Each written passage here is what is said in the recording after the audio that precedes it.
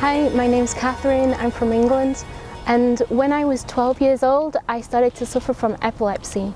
It got worse and worse, and in the end I had to leave school because I was just really bad, and I had quite a few attacks every month, and I was basically in bed all the time. I couldn't learn, my mind couldn't remember anything, and I even found it hard to communicate with people, having like a conversation with people, because my brain just wasn't working very well at all.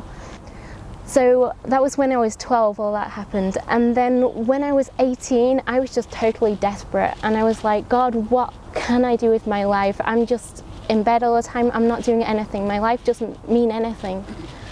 So what happened? I said to God, okay, I'm going to do a deal with you. I'm going to worship you for 1 hour every day, and I'm going to pray for 1 hour every day, and I'm going to do this for 2 weeks, and you've got to tell me what you want me to do with my life, or at least the next step. So I did that. I prayed for 1 hour a day, I worshipped him for 1 hour a day, and in 2 weeks he gave me the next step. But I saw even just 2 weeks of doing that had made such a difference in my life. It made me feel so much more peaceful, and it just had given me a joy that I hadn't experienced before. So I said to God, I'm going to keep on doing this. So I kept on doing this, and I kept it a secret. I didn't tell anybody. But in a few weeks' time, people started to look at me like weird, and they were like, what's happened to you? Your face has changed. You seem so much better than you were before. Like, what happened? And I kept on getting better and better and better, and I didn't have a fit for like 2 or 3 years. Then when I was like 20, when I was 20, I was asking God again, okay, what do you want me to do with my life? What do you have for me?